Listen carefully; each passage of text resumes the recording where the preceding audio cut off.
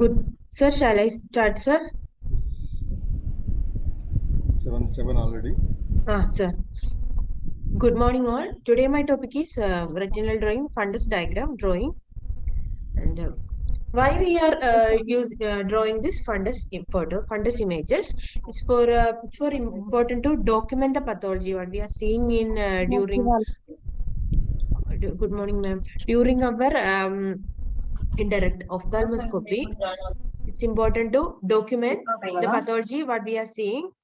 Next is compare the changes in follow-up visits. And it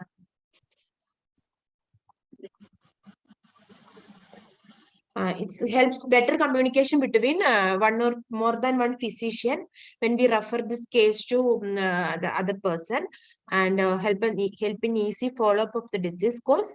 And its advantages of our photograph is this retinal drawing are less expensive and fundus photos are expensive, and it provide immediate record while we are seeing the patient. After few seconds or we can draw the retinal diagram.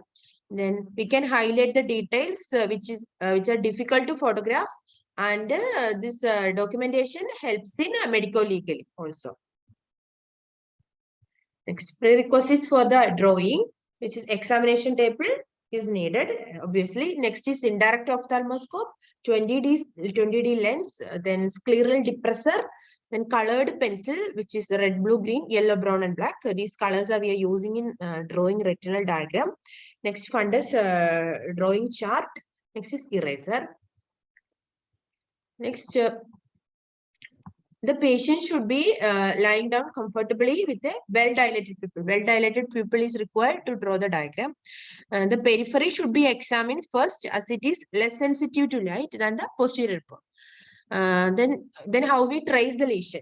First, we have to see the disc and follow the vessels to the periphery. Like that, we have to trace the lesion and observe the fundus. Next, how do we evaluate the fundus? First, we have to look for the optic disc. In a normal, we know the normal size and shape of the optic disc. We know it's intraocular portion of the optic nerve, and normally it is pink in color. And if there is any abnormal color, size, shape noted, please draw that. We'll note down that. Next, the vertical cup to disc ratio. Is there any abnormality we have to note down? Next, is there any neuroretinal rim and note down in which portion it's the rim, neuroretinal rim thinning. Next, Bhavani, mute chesko.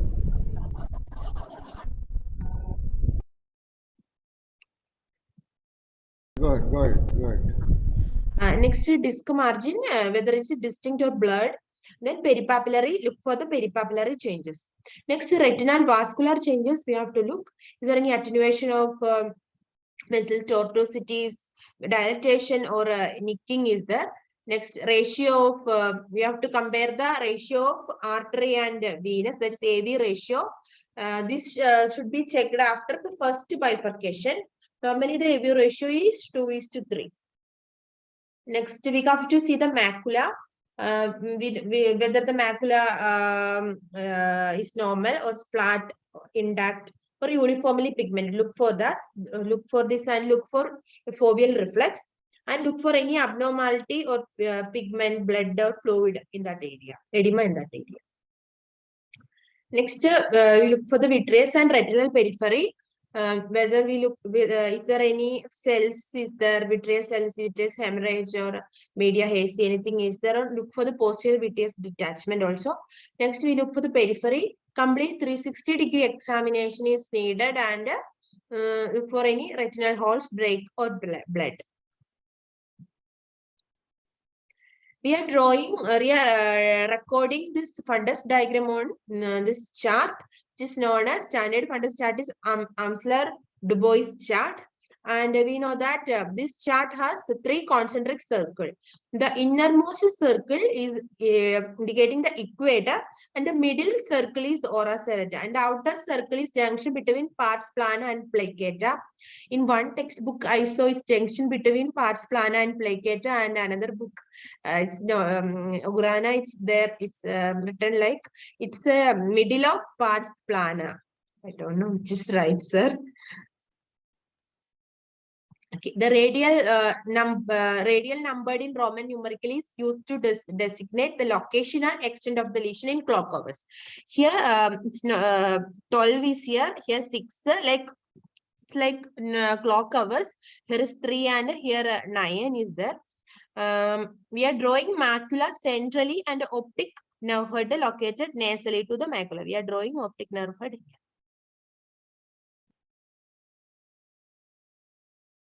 We know that this one is patient. This is patient.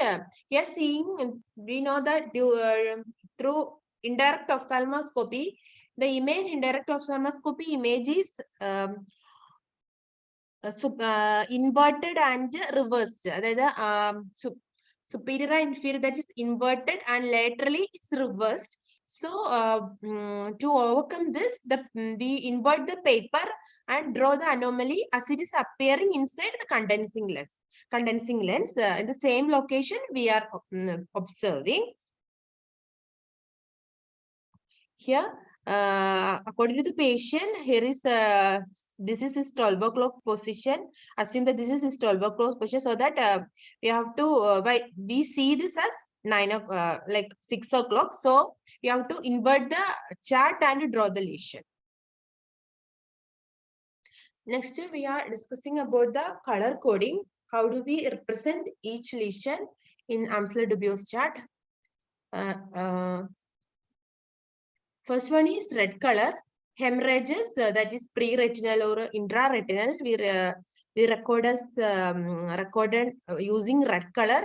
Then attached retina, we have to draw denote attached retina. It's also in red color. Then retinal artery also. We have to draw in red color. The neovascularization, here we can see this is neovascularization is in red color. Next, vascular abnormalities, anomalies, vascular tumors, also red color. Here we can see this is pre-retinal, this dot like pre-retinal and intraretinal hemorrhages. Next, this one is attached retina, and this one is blood vessels, retinal arterioles. This is emerging from the optic disc, and this one vascular abnormalities, retinal vascular abnormalities is neovascularization. Here vascular tumors. Next are in retinal breaks, the open interior of retinal breaks, that is tear holes. We have to record this in red color. Then outer layer holes in retinoschisis. Retinoschisis is a separation of outer plexiform layer. So open portion of retinal holes in inner layer of retinoschisis is also recorded in red color. Then Jane retinal tear, open portion of is also recorded in red color. Then thin areas of retina, this inner portion of thin areas of retina also recorded in red color. Then elevated neovascularization, subhyaloid hemorrhage, macular edema. Here we can see this is elevated neovascularization. Then this one is open portion of retinal holes in inner layer of retinoschisis. This one. Then this one is of open interior of outer layer of holes in retinoschisis. This one is denoted with the in red circle with the lines. Here fully shaded red circle, small red circle. Here subhyaloid hemorrhage. This one is open interior of retinal breaks. This one is inner portion of thin areas of retina. This one is macular edema. I already said that here we are drawing centrally in chart. We are drawing macula, and nasal to that we are drawing optic disc. Next, this one is open portion of giant retinal tear of large dialysis. Next, blue color coding. Blue color coding, okay. One thing, while drawing a fundus diagram, we have to denote the attached aura serrata from here. From 11 o'clock to this 6 o'clock position, we have to draw like this. This blue color, the blue color wavy pattern, we have to draw like this. So in blue color, we are Just a depicting minute, the, Shilpa. sir. So, what are those blue curved lines that you said? Sir, this one is we are retinal periphery, sir. Okay. Attached. Why is it curved nasally and flat on the temporal side? Sir, we are seeing it temporally. It's not that visible on indirect ophthalmoscopy. So we are drawing it nasally, sir. We are denoting it also in nasally. Is it right? Why can't you see it temporally? Because it's deficient there, sir. No, deficient. That's not the reason. That's not the reason. Okay, sir. What do you call those curved lines in medical terminology for aura? Have you heard the word serrations? Serrations, sir. They are more nasally and less temporally. Sir. Okay, so it's not that you're not able to see the temporal retina. It's the serrations of aura are lesser on temporal side compared to nasal side. Okay, sir. So that curved line denotes the serrations of aura. Okay, sir. Serrations of aura. Okay, go ahead. Then blue color, detached retina, then retinal veins, retinal breaks outline, then inner layer of retinoschisis, then lattice degeneration, outer line of lattice degeneration, then outline of thin areas of retina, then outlines of ora serrata, and then changes in area or folds of detached retina and shifting fluid also. We margins of shifting fluid also we recorded in blue color. Then detached pars plana epithelium, then anterior to the separation of ora serrata, white with or without pressure, then rolled edges of retinal tears, then cystoid degeneration, then outline of flat neovascularization. Here we can see this one is retinal veins, blue color, then inner layer of retinoschisis, then this one is outer outline of ora serrata, that's we are marking this serrations. Next, this one is detached retina with the shifting fluid here. Next one is this detached pars plana epithelium. This one is detached retina. This lines are detached pars plana epithelia along with this detachment of retina. This one is outline of thin areas of retina. Thin areas of retina outline we marking in blue color. This outline of lattice degeneration. Here outlines of retinal breaks. This one is also recorded in blue color. This one has rolled edges of retinal tears. This one cystoid degeneration, blue dots. This one outline of flat neovascularization. We are drawing raised neovascularization, or neovascularization is like in red color, like lines or here flat neovascularization, outline of flat neovascularization marking it in blue color. Then white or with white with or without pressure. Those areas are also marking in blue colors. Next, green color. Media opacities are we are denoting in green color. Then vitreous hemorrhage, vitreous membrane, hyaloid ring, then intraocular foreign body, then ascleroid hyalosis, then frosting snowflakes on cystoid degeneration, then retinoschisis or lattice degeneration. Here we can see hyaloid ring. Then frost. This one is retinoschisis or lattice degeneration. Then this one is frosting or snowflakes on cystoid degeneration. This is intraocular foreign body. Red is also denoting in green color.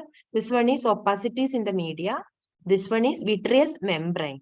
And this one is the green dot astroid hyalosis. Here, vitreous hemorrhage. Vitreous hemorrhage, we are denoting with the green color.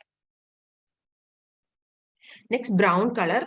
Brown color uveal tissue, we are denoting with the brown. Then pigment beneath the detached retina, or any pigment like beneath detached retina, or pigment of epithelial detachment. Then malignant choroidal melanomas, choroidal detachment. Then posterior staphyloma outline is also we are denoting with the brown color. Here we can see this one is pigmented epithelial detachment. Then this one is the outline of posterior staphyloma. This one choroidal detachment. Then this one is uveal tissue and malignant choroidal tumors. Then this here we can see detached retina. We denoted in redrawn in blue color, and within beneath that there is brown dot redrawn, that is pigment beneath the detached retina. Next, yellow. Yellow, hard exudate like intraretinal, subretinal exudate. We are marking, drawing in yellow color. Then deposits in retinal pigment epithelium. Then post cryo laser retinal edema. Also, we are using yellow color to mark. Then retinal drusen. Then venous sheathing. Here we can see. This one is RPE deposits. This one is post cryo laser retinal edema. This yellow one, we are marking this edema in yellow color. This one is sheathing, venous sheathing. This is retinal vein. As we know that retinal veins are we are drawing in blue color, and if there is venous sheathing, we have to draw yellow over it. And this one is intraretinal or subretinal hard exudate, yellow exudate. This one is retinal drusen. Next, black color. Black color, if patient is undergone cryo or diathermy laser, then hyperpigmentation occur. After that, we are denoting this hyperpigmentation with black color. Then sclerosed vessels, pigment in detached retina, then pigment demarcation lines at attached margin of detached retina or within detached retina. We are using black color. Here we can see pigment of detached retina. This one pigment, there is demarcation of demarcation line is also we are drawing in black color. Here this one is sclerosed vessel, and hyperpigmentation in previous cryo or post laser diathermy. Like that, that's also we are using black color to denote. Steps of retinal drawing. We should have the color pencils and retinal, that Samsler Du Bois chart. Then mark fovea and the disc first. Then draw boundaries of the retinal detachment by starting at the disc and extending to periphery. Then draw detached and attached retina. Then draw the vessels. Then examine the peripheral retina with the scleral indentation. We have to use scleral indentation to see the peripheral retina. This one is another diagram which is taken from internet. E of the here we can see vitreous hemorrhage in green color and subhyaloid hemorrhage, that is in red color, and pre-retinal hemorrhage in red color. Here another one is this one is choroidal detachment, that we know the margin is blue. Then choroid, we know the detached choroid and choroid we are using brown color to denote. Then detached retina with the subretinal fluid, that's shifting fluid. The shifting fluid sign we are denoting with the dotted blue lines. Then blue color is denoting, we are using blue color for detached retina to denote. Then green dots, that is we are using green dots to denote the asteroid hyalosis. Then yellow thing, this one is already we told that fresh laser marks or alteration laser marks. If laser marks are causing RPE alteration, that is hyperpigmentation, we are using black dots. Then next image, here we can see retinitis. Right here in this image, retinitis in 10 o'clock to 12 o'clock position. Retinitis we are using yellow color. This active choroiditis also yellow color. Then arteritis Then this one is venous sheathing, yellow color. Then this one is arteritis. If the yellow line, yellow color is over the artery, it indicates arteritis. And this one is snow banking, then pars plana exudate and vitreous haze. This one vitreous haze. That's all. Thank you.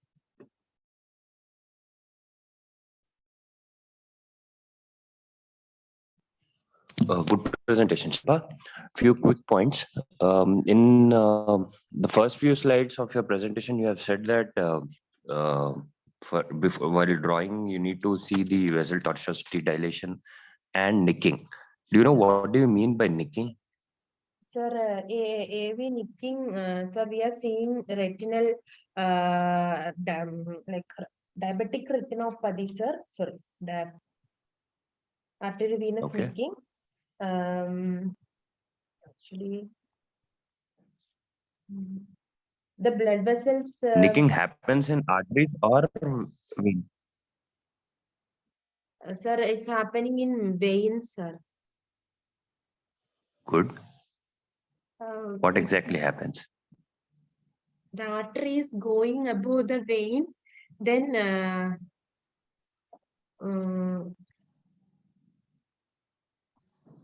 the narrowing of vein due to the compression of artery over it, sir. Okay, good. So it's just the narrowing on the either sides of the AV crossings, which is the arteriovenous. Okay, so nicking is also very important in diabetic retinopathy. That is what we need to look into. And go to the E of the image, first image. This one. Okay, here at between 1 and 2, you can see two HST tears, two horseshoe tears. Yes, sir. 1 o'clock and 2 o'clock. Always remember the diagram of HST should be like, how is it mentioned? So when you see on indirect ophthalmoscope, it appears reversed. Sir. Okay, the flap, as if the flap is coming from the center of retina, but sir. it is actually from the flap is towards the aura, Sir. not towards the disc. Always remember to draw a horseshoe tear like how it is shown in the image, because due to vitreous detachment, the retina where the vitreous is attached causes a horseshoe tear.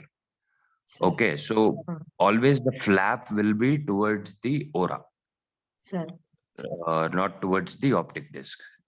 That is the only tear or a clinical finding which confuses to draw after you see on retina. Sir. And go to the next diagram. Yeah, here you have said that snow banking and pars plana exudates. Can you just tell me which condition do you see that? Sir, snow banking, sir. Choroidite vitreitis, sir. Okay, when does vitreitis occur? After subsiding vitreitis occur, sir. When vitreitis occur. Sir, after it's a sequelae of uveitis, sir. Uveitis. It is not a sequelae. Sir? It is not a sequelae. It is the clinical sign for in uveitis. Pars planitis. Okay. So, in which uveitis do you see these snow bankings and snowball opacities? Posterior uveitis, sir? Not always. Intermediate uveitis. Yeah, in intermediate uveitis. Majorly in intermediate uveitis, you find the snow banking opacities and snowball opacities and snow banking. And then congenital toxoplasmosis in children after Congenital toxoplasmosis choroiditis. Yeah, and toxoplasma causes both intermediate uveitis and posterior retinitis posterior uveitis as well. The retinitis, choroiditis, it's a chorioretinal disease. Toxoplasma is a chorioretinal disease. So, did you read about toxoplasma? Sir, in PG entrance coaching, I read, sir, that time. Okay. Because it has got a pathognomic feature, which is called torchlight, Torch, headlight in head, snow headlight kind in of snow. appearance. Sir. Okay, so typically you see that. Sir. When you don't see that, you need to also consider if patient is a immunocompromised patient. Either he is already on steroids or a HIV patient. So toxoplasma usually active phase shows intense vitritis. Sure. Okay, and rest of the things were good. Yeah. Sir, this diagram is correct, sir. This HST, this. Yes, this is absolutely right, and this is how you need to denote a HST. Always remember. Okay. Because once you see on indirect ophthalmoscope, it always appears reverse, inverted, and reversed. So that gives you a confusion whether the flap of HST is from the disc, is towards the disc or towards the aura. So it is always towards the aura. Okay, sir. Yeah, the tip of the that detached retina part should be facing towards disc. Sure. Okay, do you know why it happens like that? No, I don't know. Sir. No. Okay, that you read and tell. Okay, Now, coming to the presentation, actually, during our fellowship days, we used to spend 2-3 days charting model eyes alone by developing that orientation and how to draw various landmarks and vessel orientations. So if you go back to the schematic diagram where the chart is placed or the patient's this one. Yeah. Here, have you noticed the significance of the chart inversing the chart? Yes, sir. Here we are. What is it? Why is it placed so? Sir, because while we are doing indirect ophthalmoscopy, the image which we are seeing is inverted and superior inferior inverted and laterally reversed. So we have to reverse the chart to draw. Yeah, so that you need not invert the image in your mind. So whatever you see, you can just straight away draw it on this chart by reversing the chart itself. Got the point? Yes, sir. So once you started seeing, suppose you say at the 9 o'clock of the right eye retina, you can straight away draw that. Sure. Okay. So the chart being already reversed, the image will be correct, even if you draw it reversely. Sure. Okay. Not only in indirect, but even in slit lamp biomicroscopy is also it is inversely inverted and reversed, laterally reversed. Okay, that you need to keep in mind while doing routine clinical examinations with slit lamp biomicroscopy. Sure. Okay, and actually it is a good practice to do charting. You spend good time doing indirect ophthalmoscopy. It requires some time. Unless you spend certain hours during indirect ophthalmoscopy and charting those landmarks, you won't develop easily that orientation factor. Sure.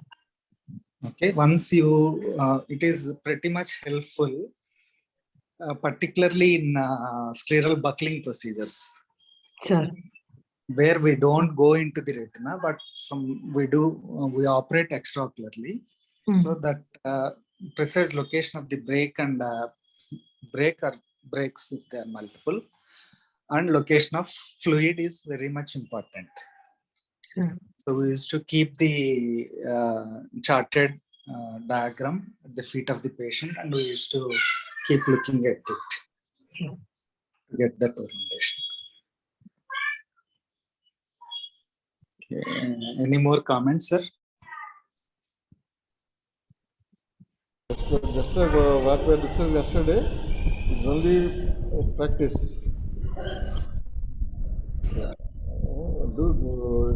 Started doing in indirect ophthalmoscopy, Shilpa? Sir, no, sir, indirect not yet started, sir. Here in the consultation room downstairs? I think Sir? it's indirect ophthalmoscopy is there. Is there? Sir, We have two index, one in my chamber and one downstairs. Yeah, it is there. Daily charge it, and that's what I'm telling you, after 12 o'clock, no? sir, You select the patients or examination to some who needs detailed evaluation, dilate them, and after 12 o'clock you are little free, so you can in detail evaluate that. sir. Yesterday I'm seeing video of Dr. Lalit Mishra. There is online eye focus. He also tells the same thing. Just do it. Initially, first few days, you will not see anything. But suddenly, once you started seeing it, you will see it everything. Sir, He says roughly 40 hours is needed to get the indirect orientation. sir. The charts I'll get you. Sir. Practice. Get it out, sir, from online itself. Sir, we can download it, sir. Actually, I downloaded this diagram and drawn myself, sir. This one. But the symmetry is little not that same, but we can download it and print, sir. Yeah, give it to Manoj and you will take prints and keep it in the chambers. Okay, sir. First chamber and your chambers also. Okay, sir. Daily spend some time extra hours. Nobody is there. Take the patient and examine him. Okay. In the routine OP hours, it is difficult for you to see. Sure. That's what we all used to do.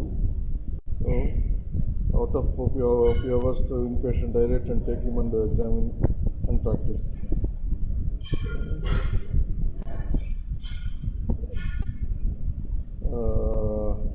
Problem with you people is once autorefractor came, you are not doing retinoscopy. Fundus came, you are not drying it. You are actually not doing indirect ophthalmoscopy also. But that is not right. Fundamentals, okay? Gold standards are gold standards. Yeah, just like you told, which is the real inverted image, no? Real inverted magnified image, sir. Yeah. So this along with retinal diagram, it is indirect ophthalmoscopy. Try to read optics of indirect ophthalmoscopy, optics of indirect ophthalmoscopy also. That's a question for you.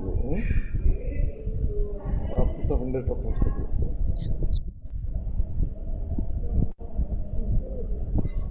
We should have actually combined indirect ophthalmoscopy and optics also. Next time, sometime we'll do it. Sure.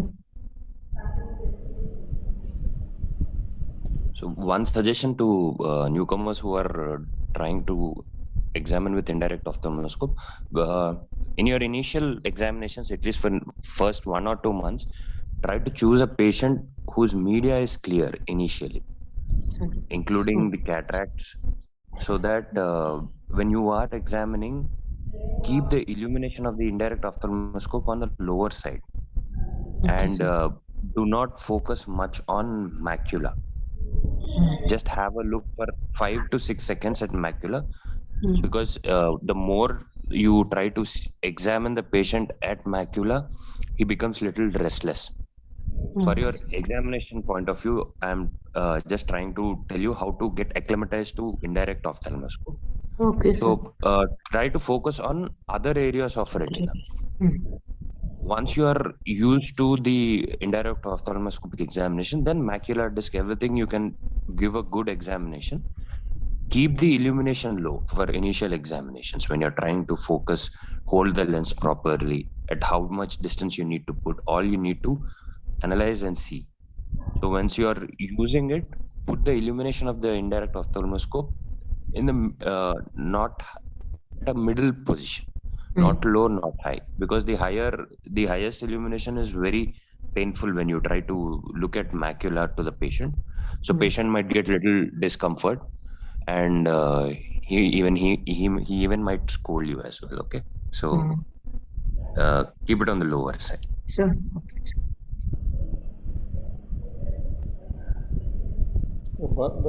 Bharati, జంగాడు ఉందండి indirect ఆర్థోస్కోప్ ఉంది sir, indirect ఉంది and live కూడా. మీరు చేస్తున్నారా indirect? చేస్తున్నాను sir, కొన్ని cases పెట్టుకుంటున్నాను sir, last లో చేస్తున్నాను. మీకు 90Dలో వాట్ ఎవర్ సస్పిషన్ అనిపించిన పెట్టుకోండి. For you it's very important. You have to pick up cases. మీరు దానికి ఏమాత్రం సస్పిషన్ ఇండైరెక్ట్ చేసుకోండి, ఓసిటీ చేసుకోండి. మీరు manage it. Otherwise ask Ravikiran send the photographs.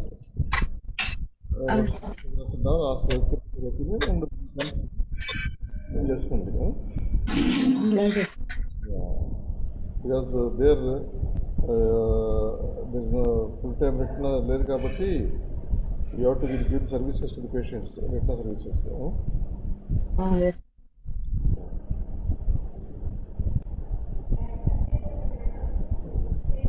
Yeah, actually, direct arthroscopy is almost using vogue. So 90D we are saying it. 90D comprehensive retinal examination is not possible with 90D. So whenever you suspect anything, you must do indirect arthroscopy. Shilpa, got it, no? So indirect arthroscopy is not a specialty investigation. Sure. To evaluate retina completely, you must do indirect arthroscopy. You will not get a full picture of retina in 90D. Not even in fundus photograph also. So indirect arthroscopy is a must in environment. Sure. When you present the case also, if the patient is dilated in the exams also, you have to do indirect arthroscopy and present those findings also. Sure.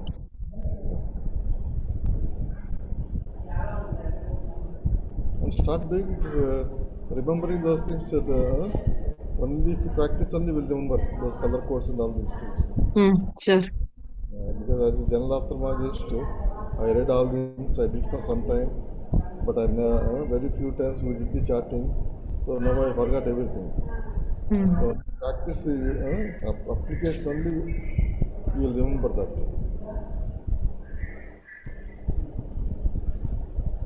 Evaluate the posterior pole with the slit lamp biomicroscopy, either with 90 or 78D, because that will offer higher magnification and convenient.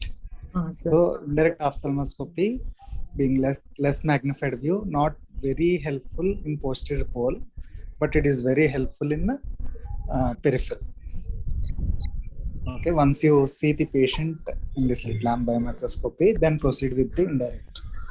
Sure. As Rohit sir told, don't focus higher intensity light on the macula. What we were told during our PG days is macula should be examined last by our professors to make the patient very comfortable with you and to cooperate with you during the examination. Sure. Okay. Sure. All myopic patients above -4 diopters, you must examine the periphery. Sure. There's a ethically and even legally also, if the patient comes to you, a myopic patient, and if you don't examine, and maybe after a year or so, if he comes with the retinal detachment, there is a liability, because there are so many degenerations in the periphery. We can identify, we can prevent the retinal breaks or retinal replacement. So above four diopters, there is a probability of peripheral degenerations or more. So you must do indirect ophthalmoscopy with peripheral retinal examination, maybe even indentation for all the patients above minus. See, just see him and please take glasses and send him away is not the right thing to do. You must dilate all myopics. If that day it's not possible, ask him to give some appointment some other day and examine and rule out all the degenerations. Okay, Am I sir. right? Am I right? Definitely. Yes, sir. So ideally, it is just not only myopes. Almost every OPD patient should be screened for a complete peripheral retina examination. That is what we used to follow in LVPA. So every patient has to undergo a complete indirect ophthalmoscope, because even in emmetropic patients, we do find retinal holes and also HSTs as well, even in young individuals. So almost every patient should undergo a complete indirect ophthalmoscope. But for a treatment criteria point of view, yes, for in high myopes and above 3 or 4 diopters, we need to do the complete retina examination. Another in this particular trauma, blunt injury, patient comes with photopsia. Most of it comes photopsia, completes the photopsia. So what you have to do? You have to examine the periphery. Shilpa, one question. What is the magnification factor for 20D lens? Magnification Factor. 40x, sir. Magnification. Have you read? Sir, I read indirect ophthalmoscopy yesterday. Okay. Read again and post it in the group. Magnification for 20 DLS, sir. 20D, yeah. And also you can look for other lenses also. Not only 20D, we have 14D. We'll be having 2.2 lens. All those lenses, 2 or 3 different varieties. That also you read about and put it as bullet points in the group. What 2.2 lens, Raghuran? Sir? 2.2 lens ఏంటది? Indirect లోనే ఇంకొక factor lens ఉంటుంది sir. So even ఉంటుంది. అవును sir. ROPs కి. yes. 30D ఉంటుంది. Shilpa, one thing you didn't mention is that those 3 circles. What are the anatomical landmarks? When you do indirect. Sir, inner circle is equator. The middle one is ora serrata, and the outer circle is one textbook says that the junction between pars plana and placata. In another one, it's shown that it's middle of pars plana. Sir is asking about anatomical landmarks. How will you know that that is equator?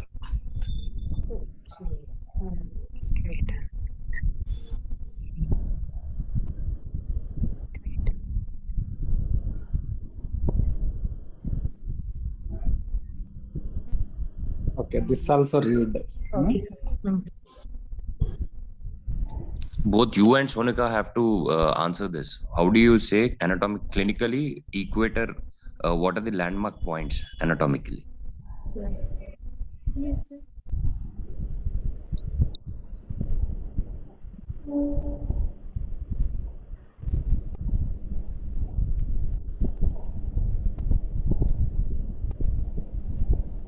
Maybe in continuation of this topic, we can give next topic as slit lamp biomicroscopy or these lenses, sir.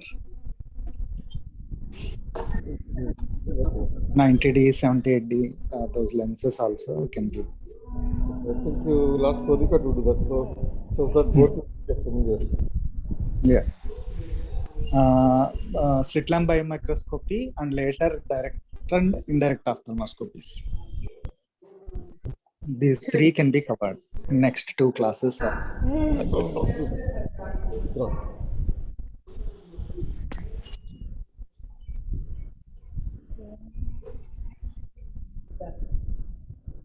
రా.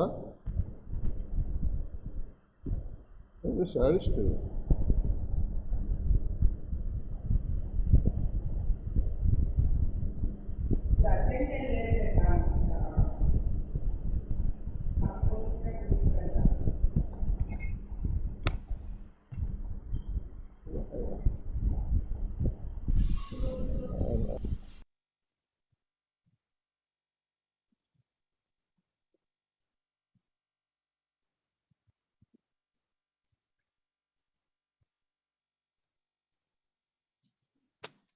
Shall we close the session, sir?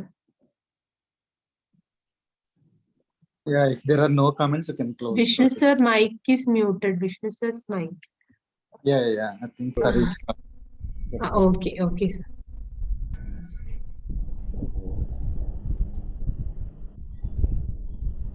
So,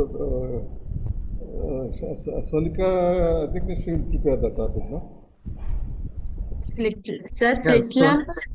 Slit lamp topic I have taken, sir. Biomicroscopy means we are using 90D to see fundus. Is that the biomicroscopy, sir? Yes. Okay. So you are doing that? Sir, actually slit lamp I took, sir. Slit lamp. Means you are presenting. Slit lamp Presented, is already sir. done, Slit no? lamp already presented, sir. Yeah. Okay, you do one thing then. You can do slit lamp biomicroscopy with 90D, 78D. Okay, sir.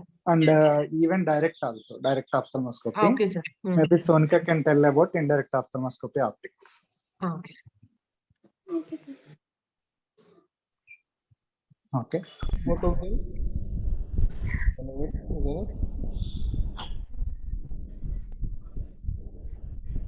We can end the meeting, sir.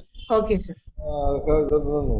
Okay sir మనకి journals వచ్చాయి కదా 4 days వీళ్ళ classes పెట్టుకున్నాము 4 days వీళ్ళ presentations ఆ journal club మనకి బీజీలో 4 journals ఉన్నాయి కదా so Friday will have a journal meeting with all of us take one topic one article okay sir Friday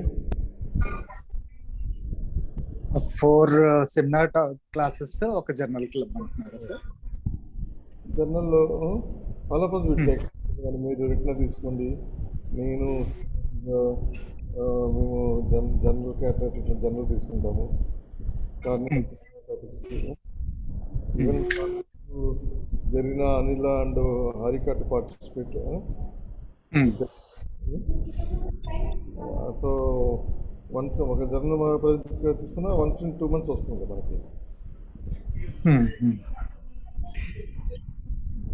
సరే sir Friday will make it a journal club okay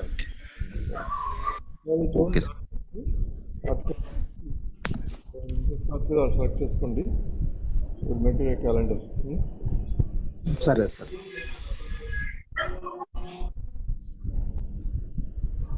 వీళ్ళ juniors మనకి సెప్టెంబర్కి వచ్చేస్తున్నారు sir సెప్టెంబర్కి వస్తారండి actually నిన్న discuss చేస్తాం కదా this classes enough to cover the syllabus in the time so the case presentations must go on case ఉంటే ఒకటి అప్పు చెప్పండి వీళ్ళకి థియేటర్ లేకపోతే ఉంటారు కదా వీళ్ళు ప్రెసెంట్ ఇప్పుడు బేసిక్ టాపిక్స్ చెప్తున్నారు maybe one of their class can be case presentation also sir 1 or 2 cases దాన్ని బట్టి క్లినికల్ టాపిక్స్ వచ్చినప్పుడు అలా చేయొచ్చు అంటే ఈ టైం సరిపోతుందండి అది నెక్స్ట్ ఫ్రైడే అంటే ఓపీలోనే ఈ టైం వీక్లో ఉంచుతాము కేస్ ప్రెజెంటేషన్ సైడ్ అండి అందరం ఉండక్కర్లా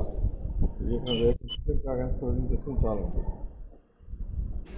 సరే సార్